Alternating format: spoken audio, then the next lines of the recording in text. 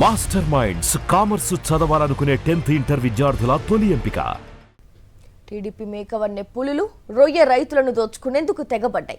మీకింత మాకింత అనే ధోరణిలో ధరల పెంపు ద్వారా వచ్చే ఆదాయాన్ని పంచుకుంటున్నాయి. ఆక్వా గొంతు నులిమేస్తున్నాయి. ఆక్వా రంగ చరిత్రలో ఎన్నడూ లేని విధంగా ఫీడ్ ధరలను టన్నుకు 10,530 వరకు పెంచడంతో ఆక్వా రైతులు గగ్గోలు పెడుతున్నారు. ఫీడ్ ధరల పెంపును అడ్డుకోవాల్సిన చంద్రబాబు ప్రభుత్వం చేష్టలు డిగి చూస్తోంది మండిపడ్డారు. రాష్ట్రంలో ఫీడ్ కంపెనీలు ఆక్వా రైతు గొంతును నులిమే ప్రయత్నాలు చేస్తున్నాయి. ఈ ఏడాది ఇప్పటికే 2 సార్లు భారీగా ఫీడ్ ధరలు పెరిగినా ప్రభుత్వం పట్టించుకోవటం లేదని ఆక్వా రైతులు వాపోతున్నారు. అసలు ఫీడ్ ధరలు పెరగటం వెనుక చంద్రబాబు ప్రభుత్వమే ఉందన్న ఆరోపణలు పెద్ద ఎత్తున వినిపిస్తున్నాయి.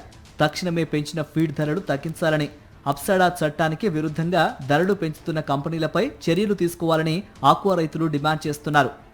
ఫీడ్ రేటు టన్నుకి 8,000 నుంచి 10,000 వరకు పెంచడం జరిగింది. దీన్ని కమిషనర్ గారు ఒక రోజు ముందు లెటర్ రిలీజ్ చేశారు. అంటే రైతులు పెట్టిన లెటర్కి స్పందనగా ఫీడ్ రేట్లు అప్సడా చట్టానికి లోబడి పెంచాలి, అప్సడా చట్టానికి సంబంధం లేకుండా పెంచడానికి వీలు లేదని కమిషనర్ గారు శంకర్ నాయక్ గారు రిలీజ్ చేశారు. దాన్ని కూడా మాకు సంబంధం లేదు, అప్సరా చట్టం అనేది మాకు సంబంధం లేదు, మాకు వర్తించదన్న ధోరణిలో ఫీడ్ కంపెనీలు నిన్న దారుణంగా టన్నుకి 10,000 నుంచి 8,000, 10,000 పెంచి రైతుని కల్చర్ చెయ్యాలా మానాలన్న పరిస్థితికి తీసుకొచ్చారు. రొయ్యల సాగులో దేశంలోనే ఏపీ అగ్రగామిగా ఉంది. రాష్ట్రంలో ఏటా 10 లక్షల టన్నుల రొయ్యల ఉత్పత్తి జరుగుతుండగా వెనామీ రొయ్యల ఉత్పత్తికి టన్నుకు టన్నున్నర, టైగర్ రొయ్యలకు 2.5 చొప్పున సగటున ఏటా 15 లక్షల టన్నుల మేత వినియోగిస్తారు. ఈ లెక్కన ఏటా 15,000 కోట్ల రూపాయల వ్యాపారం జరుగుతుంది.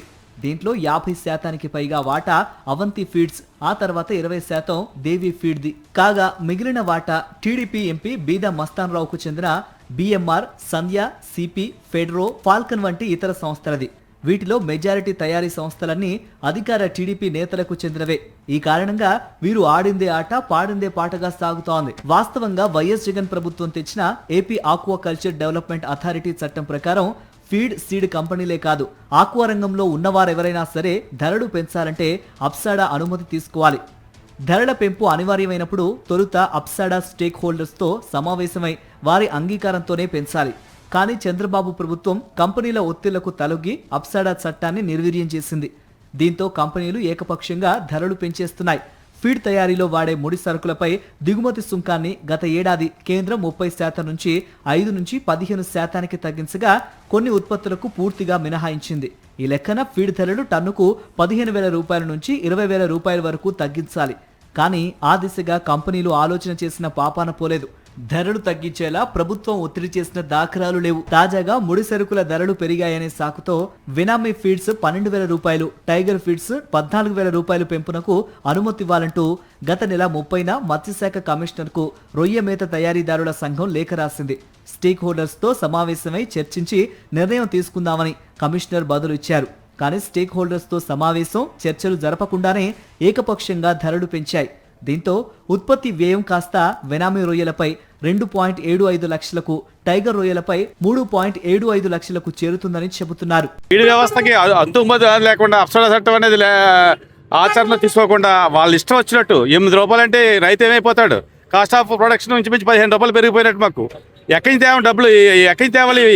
కష్టపడి రాత్రి పగలనగా చెరువుల దగ్గర పడుకుని మేము కష్టపడితే ఈ ఫీడ్ ప్లాంట్ వాళ్ళు, ప్రాసెసింగ్ ప్లాంట్ వాళ్ళు దోసుకు తినేస్తే రైతులు ఎవడు ఉండడు. రైతు లేకపోతే గవర్నమెంట్ ఉండదు, ఎవరు ఉండరు. ఇదిలా ఉంటే గతంలో వైఎస్ జగన్ ప్రభుత్వం 2019 నుంచి 2024 మధ్యలో కంపెనీలు పెంచిన ఫీడ్ ధరల్ని 3 సార్లు వెనక్కి తీసుకునేలా చర్యలు చేపట్టింది.